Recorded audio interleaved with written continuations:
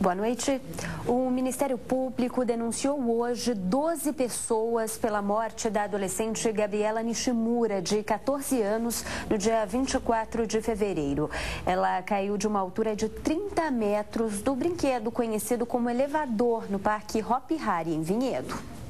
Depois de 2 meses de investigações, o Ministério Público concluiu que houve uma sucessão de erros humanos que contribuíram diretamente para a morte da adolescente Gabriela Nishimura, de 14 anos, que caiu do brinquedo elevador no Hopi Hari no dia 24 de fevereiro. Segundo a promotoria, o brinquedo tinha erros de projeto, a cadeira inoperante há mais de 10 anos não apresentava qualquer aviso e houve falta de atenção do parque com a operação de atrações de risco. Nós estamos diante de uma série de falhas, série de erros que todos juntos deram causa à morte da jovem Gabriela. Se um dos erros não tivesse acontecido, certamente a jovem Gabriela estaria viva. Mas o Ministério Público modificou a lista das pessoas indiciadas pela Polícia Civil. A Promotoria de Justiça arquivou 2 dos 11 indiciamentos feitos pelo delegado Álvaro Santucci 90 Júnior, que presidiu o inquérito, e incluiu outros 3 nomes à lista oferecida pela autoridade policial. O Ministério Público isentou de culpa Rodolfo Rocha de Aguiar Santos, que é técnico em eletrônica, e observou que ele não concorreu com o evento fatal, porque todo o problema aconteceu em decorrência de defeito mecânico. O vice-presidente do parque, Cláudio Luiz Pinheiro Guimarães, também foi excluído, porque ele cuidava apenas da área comercial.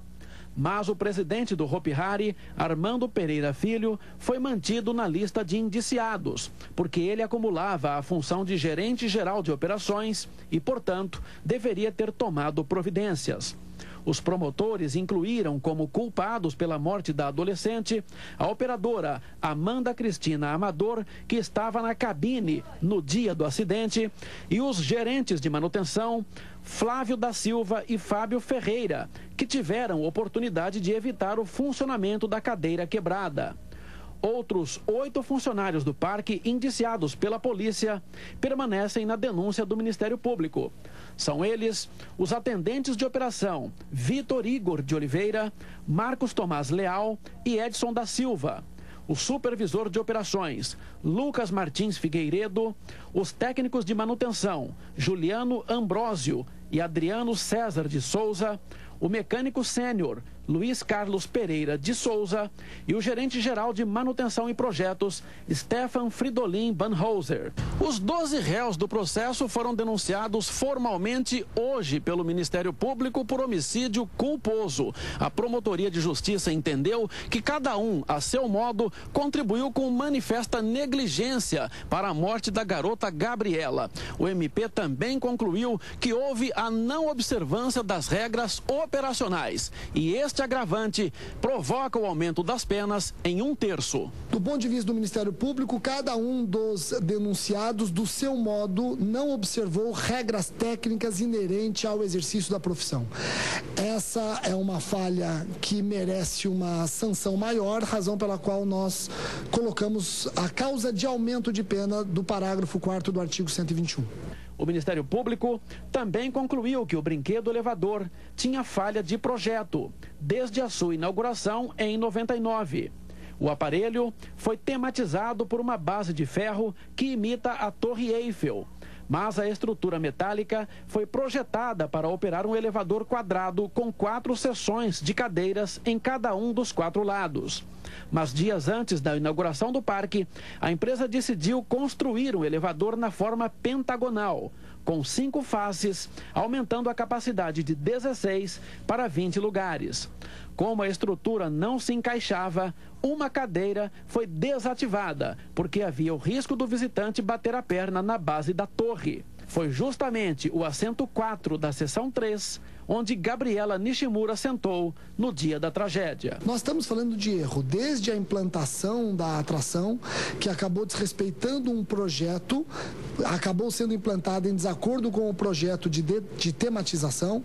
Estamos falando também numa falha da não colocação de um cinto de segurança que foi recomendado pela fabricante. Cinto esse que, no ponto de vista do Ministério Público, deveria ter sido colocado também na cadeira 4, considerando que o seu colete poderia ser destravado manualmente. O advogado da família de Gabriela afirmou que ficou satisfeito com a conclusão do Ministério Público na área penal e disse que vai processar por danos morais e materiais a Prefeitura de Vinhedo por falta de fiscalização e a direção do parque. Calculamos em R$2 milhões, salva melhor juízo dos familiares que estão aguardando um contato, na verdade, nessas 24 horas, para saber o valor real que eles pretendem. E vamos também processar a Prefeitura de Vinhedo, por negligência e imprudência. Por quê?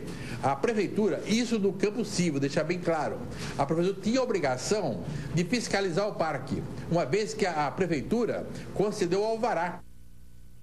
Bom, a Prefeitura de Vinhedo informou que o município emite o alvará de funcionamento de forma administrativa e que não cabe a ela a fiscalização dos equipamentos. Já o Hopi Hari disse que os advogados vão tomar conhecimento das denúncias para depois falar sobre o caso. E funcionários da aviação Boa Vista cruzaram os braços hoje. O transporte intermunicipal nas cidades de Hortolândia e Montemor ficou prejudicado. Com os ônibus parados, muitos passageiros precisaram improvisar. Cerca de 30 mil passageiros que utilizam os ônibus da aviação Boa Vista em Hortolândia e Montemor foram pegos de surpresa na manhã de hoje. O terminal de ônibus ficou totalmente vazio. Nos pontos, muita gente esperou e uma saída foi tentar um espaço nos micro-ônibus. Eu ia para Campinas. Vamos ver se eles vão me levar, né? Eu tenho compromisso. Agora eu não sei o que eu posso fazer. Chegou aqui, não tinha transporte. Aí eu falei, pronto, o que é que faz? Ele falou, vamos terminar, que deve ter alguma lotação. Aproximadamente 300 motoristas e cobradores cruzaram os braços e nenhum veículo saiu da garagem. Todos se reuniram em frente à empresa para expor as reivindicações.